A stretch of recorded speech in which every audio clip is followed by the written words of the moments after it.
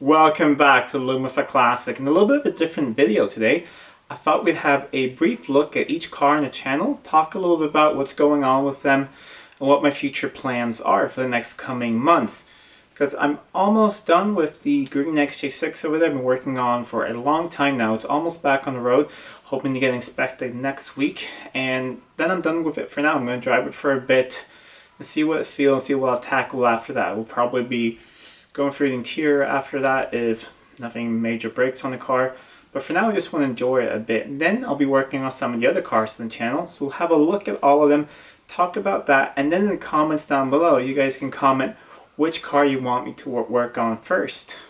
So let's go on and have a look at all the cars. Let's start with the car that's always covered in the back of the workshop.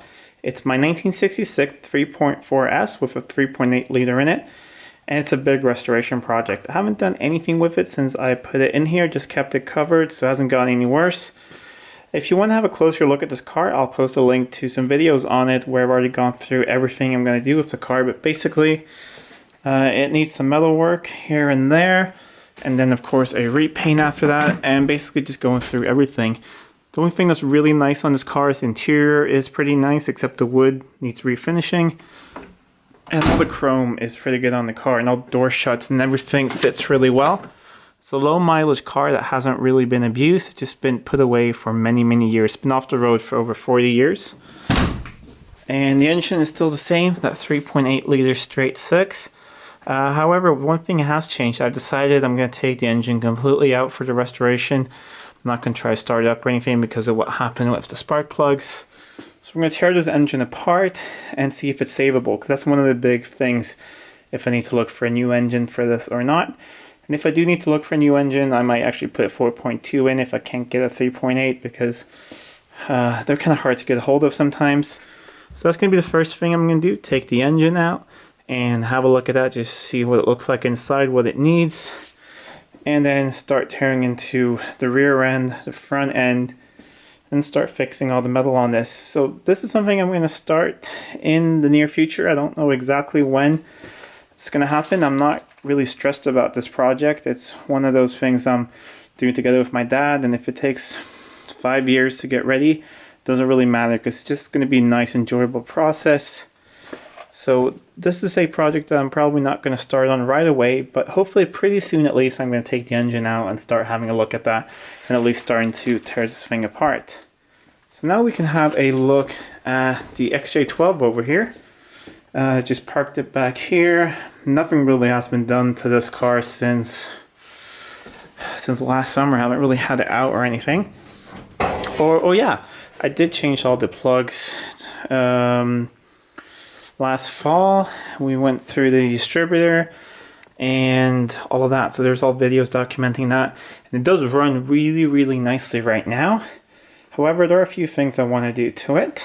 I can't really get to the back there, but in the back where I showed the pumps in a previous video, all the hoses there, I changed those a few years ago, but I'm not really happy with them because I just got them from auto parts store, and they're not leaking physically, but you get some fuel smell in the boot, and I think it's the big hoses going from the tanks. So I'm going to swap all those out. So I've just emptied the tanks. This thing is completely empty of fuel. So that's something I want to do pretty soon. Redo all that plumbing, and I think while I'm at it, I'm going to change the fuel lines, the metal lines that go from the front and the back of the car, because they're original, and one of them has been spliced over here at once because there was some rust in the fuel line, and there's a rubber line there. So I think I'm going to replace all the fuel lines, the metal lines. Then it does still have that exhaust leak all the way down there. And I do have some new old stock exhaust parts for the front, so I'm going to fit all of that. And that's really what I want to do with this car for this season, to drive it, fix the exhaust leak, fix the fuel, and I think I want to redo some parts of the AC as well, because when I put the AC in, I removed the fuel cooler that goes up here. But I contacted the guy from Fanair who did the air conditioning parts for me, and I'm going to send him my original fuel cooler, and he's going to brace on some parts so I can fit these onto it. Because I realized that when I drive this on really hot days, I think I do need the fuel cooler, because I can physically feel an inside of the boot depending on which tank you've used, how hot that fuel gets coming back from the engine when you're driving around on a 30-degree day. So I'm gonna put that back, but that might not be for this summer. We'll see. So those are the projects I had planned for this car coming up. And also, I do need to fix, there is something wrong with the rev counter. That's why the rev counter is out. It's not working. I'm not sure if the problem is with the rev counter or with some of the wiring up here or what's going on. So that's something I'm going to investigate and see what's going on. Otherwise, everything is working really well in this car. And other than those things, it's pretty much ready to go back on the road for this summer. There's still a few things left to do on the XJ6. I mean, it was a pretty big project doing all of it. I painted the last things for the airbox and the two crossover things on top and the crossover pipe here. So I'm still just waiting for those to cure a bit. Then those are going back onto the car. Right after this, I'm going to film the tuning SU carbs video. So take this off and show you how to tune them.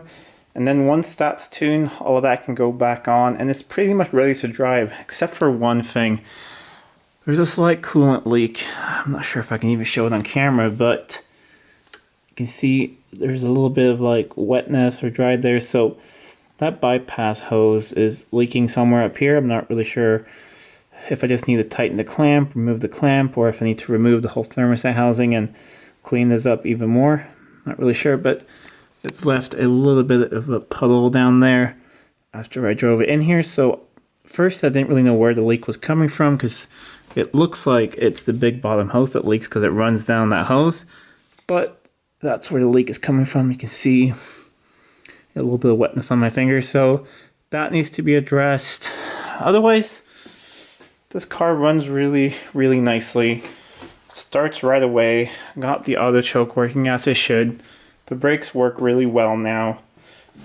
Just needs a little bit of interior work, but I'm not going to do anything about that right now. I'm just treating the leather, softening it up so it's not going to get any worse.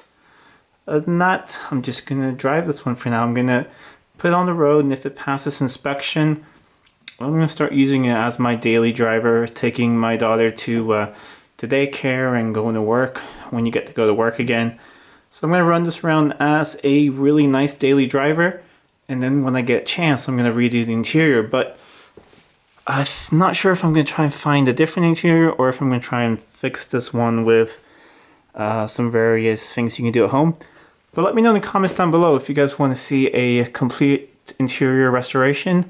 I'm going to replace, some of the foams, fix that stitching, and fix some small tears and stuff. But let me know in the comments down below if that's something you guys want to see.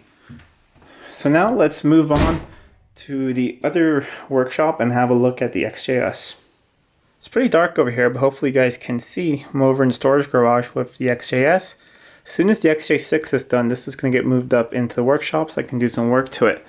So what has to be done still under the hood is the coolant hoses. They're pretty old. I mean, they feel completely fine. There are no leaks anywhere. But we're going to replace them all as preventative maintenance. So that's quite a video, changing all the hoses on the V12 and flushing the cooling system, putting new coolant in it. Other than that, all the spark plugs are new, all the fuel hoses are new and everything. That was all done last summer.